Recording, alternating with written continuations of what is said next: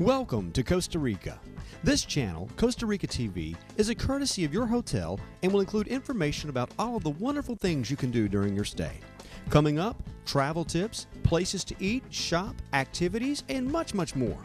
And remember, if you have any questions about what you see on this channel, please visit your tour center in your hotel, usually located in the lobby. Did you know that Costa Rica is roughly the size of West Virginia? In this country, there are more species of birds than all of Europe or North America. As for the population, there are around 3.5 million inhabitants. Costa Rica also boasts one of the oldest democracies in Latin America. We've got a lot of interesting facts about Costa Rica and other things that every traveler should know. So stay tuned and enjoy.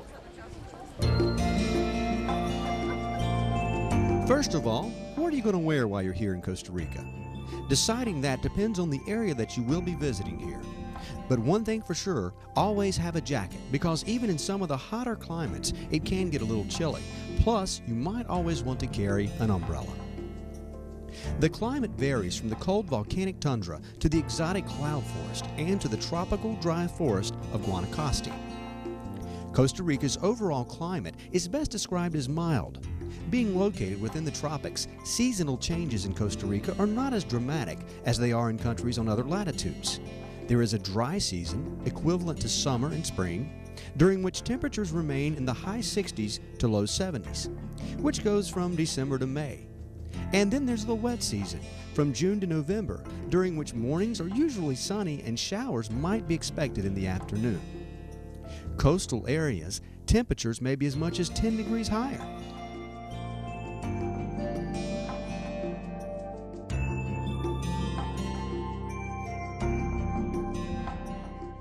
When you arrive to Costa Rica, you change your money, and you can see first one of my artworks. This is the 5,000 colones bill. I did this design in 1987. The jaguar is the big mammal from the country, and this is the Indian bull. Is the only country in the world who have this kind of Indian stones, and the whole rainforest vegetations, the tucanos and the bromelias, the monkey stairs, and the whole typical plants from the rainforest. This is what I paint. One of your questions might be about money and money exchange. The unit of currency in Costa Rica is the colón. In mid-2005, there were approximately 470 colones to the American dollar. Check with your hotel to find the current rate. It is usually listed in the lobby.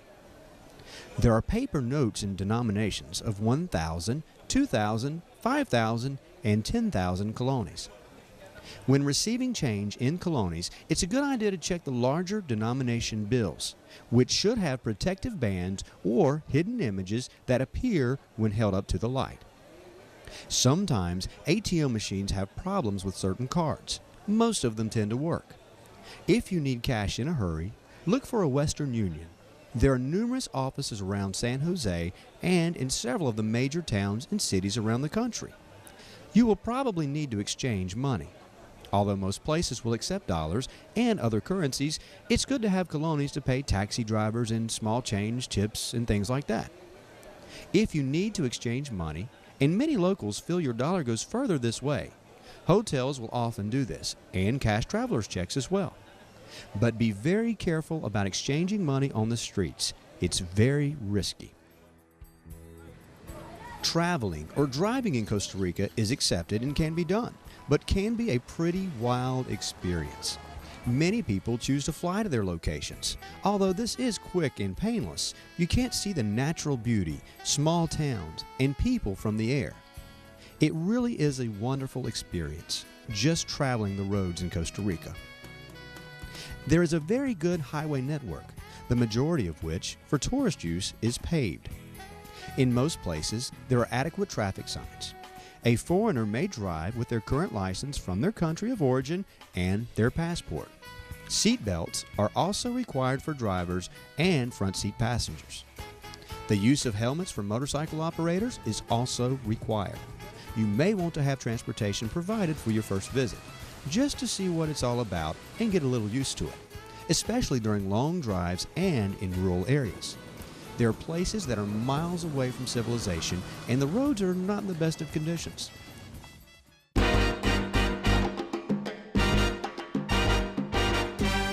So now that you're here, what next? What's for fun? Whether you consider fun hiking trails and watching sloths and monkeys, or surfing the waves of the Pacific coast, golfing, deep sea fishing, or even dancing all night long in the clubs, one thing for sure, Costa Rica has it all. Ticos, as the locals are called, love to eat, drink, and dance. So it's only logical that these places are full of people, especially during the weekends and holidays. And there are tons and tons of restaurants where you can find incredible food for not so expensive prices. The drinking age is 18, and most bars in urban areas ID young-looking people. So be sure to carry your passport or a copy of it at all times, not just for entering a bar. A matter of fact, always have a copy of your passport. There are many places, even your hotel, that could make a copy for you.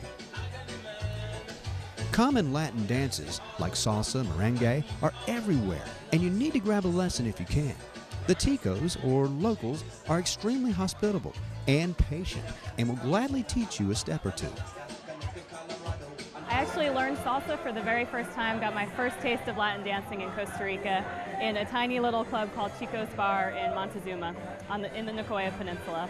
And basically didn't know much about it, but saw everyone dancing and having such a good time and looked at everyone and was like, I'm going to learn how to do that. Got out, learned a little bit, and I've been addicted ever since. And I'm back now to dance more. Well, I think there's a few different types. There's cumbia and there's salsa and of course merengue. And I think with any Latino culture or any culture in the world, the dance really expresses the true spirit and joy of the people in the country. And you can't really get to know people in their country if you don't get to know their music and their dance. So I think if you have a true passion for dance and truly that joyfulness inside, you can pick it up. It just takes a little bit of practice and it takes some confidence and just that desire to learn.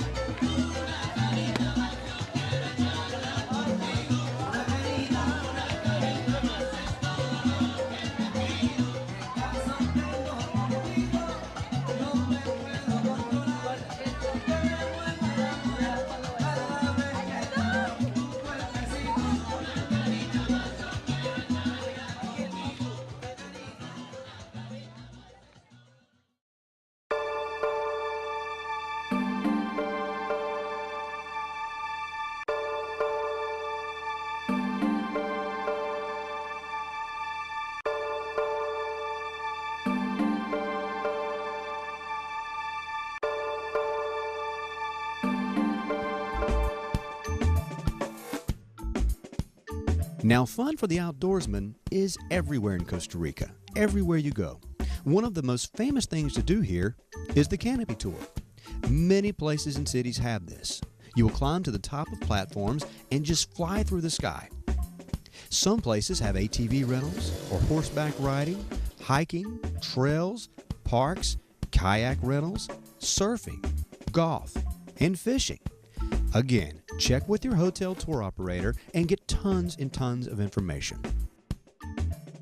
Anytime you enter another town, city, or especially another country, it is a little scary, and the laws and security is always a question. Costa Rica is generally a very friendly country, and the Costa Ricans are honest and friendly people. Usually, crimes tend to be opportunistic, like pickpocketing and street muggings, not planned assaults. Definitely no different than what happens in larger cities in the U.S. or other countries. Do not carry large wads of bills and do not show all your bills when paying for what you buy. Outside San Jose, especially in the parks, be respectful of nature. Stay on the trails. If you don't, chances are you might get lost. Pay close attention to the signs.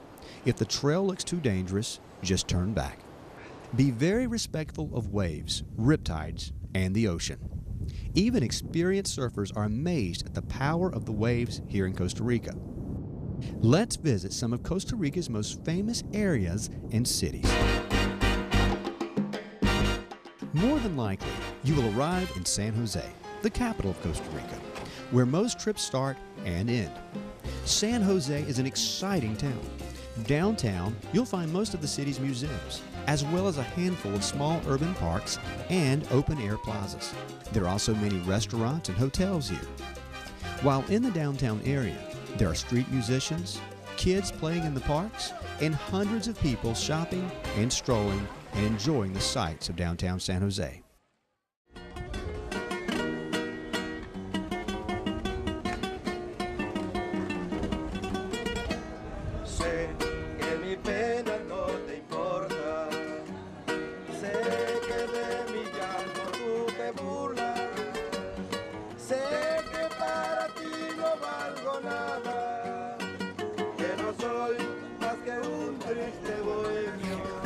It's a beautiful area and a lot of fun to spend the afternoon. There are also several malls that you might want to visit, with hundreds and hundreds of stores for some unique shopping that you won't find anywhere else in the country. The Irazu volcano is very close to San Jose, and you can get right on top and see one of nature's most amazing spectacles up close and personal. The Irazu volcano is historically one of Costa Rica's more active volcanoes. Although it's relatively quiet these days, it last erupted on March 19th in 1963, on the day that President John F. Kennedy arrived in Costa Rica.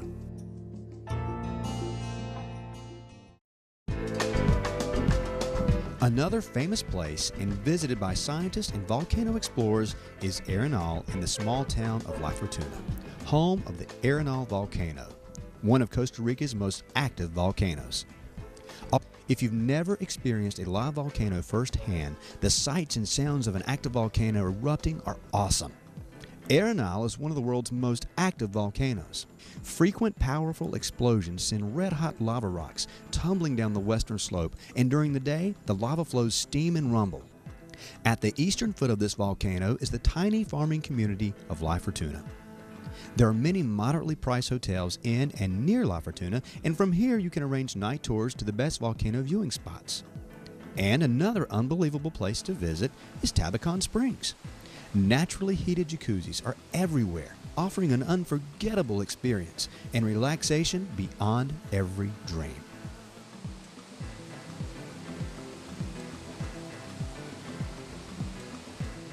Of course, you can also visit the Venado Caverns, a 45-minute drive away. You'll find all sorts of formations, and beware, you'll also see bats and cavefish firsthand.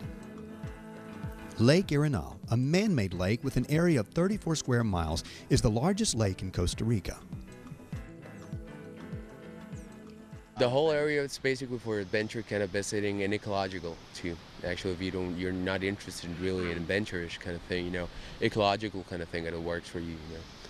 We have been having nonstop every single day lava flows around, and you can see those from the park in Fortuna. And there's some really cool hikes around, like an hour, 2 hours of hikes. You can get to see a lot of wildlife around the volcano area. Actually, the plants and everything, it changes a little bit because of the elevation in the volcano areas. It gets to be really interested in kind of a knowledge you're gonna get there. It's really cool, and having the thrill of basically, hearing that rumble in it, and you sleeping right next to it. It's like quite curious. It's like you know, like you imagine until you're here, you know. Yeah. The caves is like something kind of challenging for different kind of people, you know. Basically, you got to be in shape, you know. The waterfall, well, basically this waterfall, it's a formation from this flat mountain that we have right next to us. You can see it actually, and it's a flow that actually molded the whole river flow down the area. You know, this thing dates for around like 140,000 years ago. Is it the date we have of this kind of lava flow? We have 60 meters, 65 stands up for 65 meters of free falls totally. The variety of plants and things, you know, you see around, it's like very, very dense. You know, basically you have a pharmacy like we were talking about here, a pharmacy around, a drugstore, and you can find everything around here in what medical plants. It's really exotic, the place around.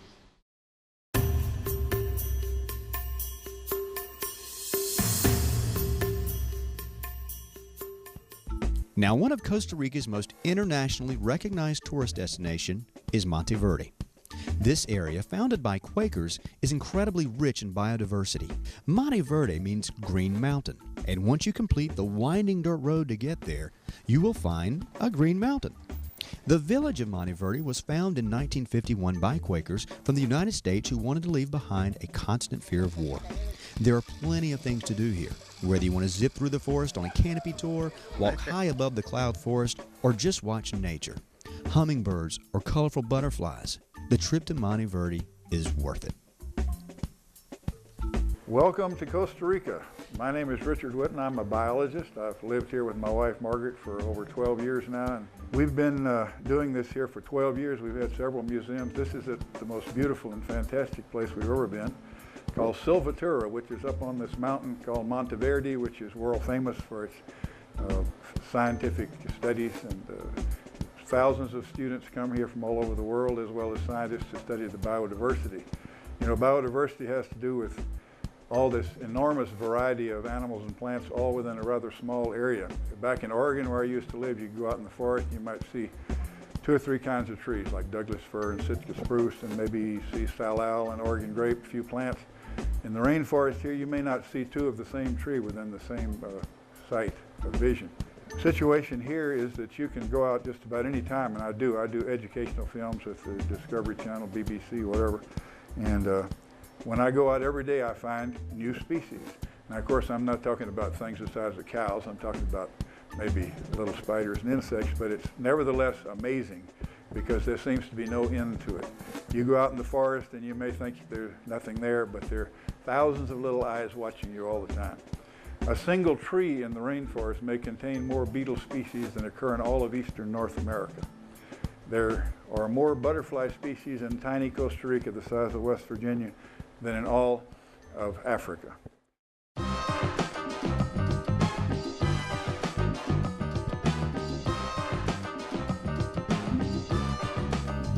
No other destination in Costa Rica has received more international attention than Manuel Antonio. The views from the hills overlooking Manuel Antonio are spectacular. They are phenomenal, and its jungles are crawling with white-faced and squirrel monkeys, among other forms of exotic wildlife. Occasionally, even when driving down the roads, you'll see a family of sloths relaxing in the trees above you. One of the most popular national parks in the country, Manuel Antonio Park is also one of the smallest. There are several trails that wind through the rainforest.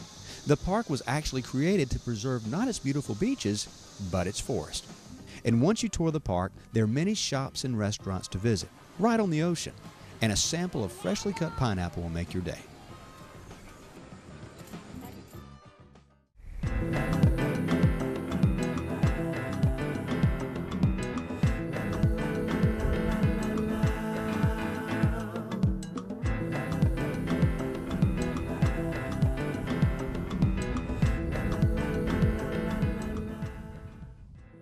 The area known as Guanacaste is a province that is Costa Rica's hottest and driest region, named after the Guanacaste tree.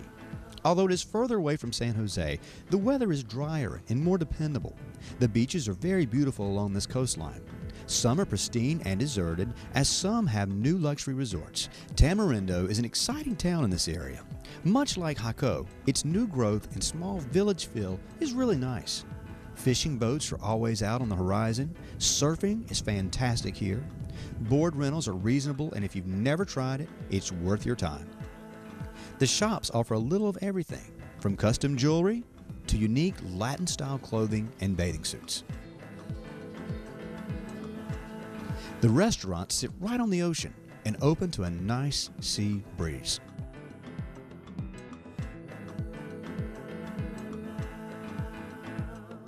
Flamingo is another area nearby that offers white sandy beaches. It is noted that several celebrities have homes here.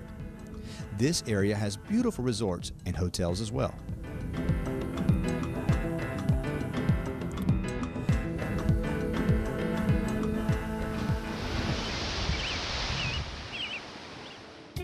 That's about it for our little tour of Costa Rica.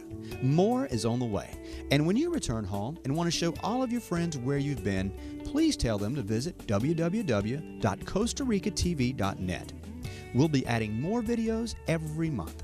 So enjoy your stay, have a safe and pleasant trip, and always Pura Vida.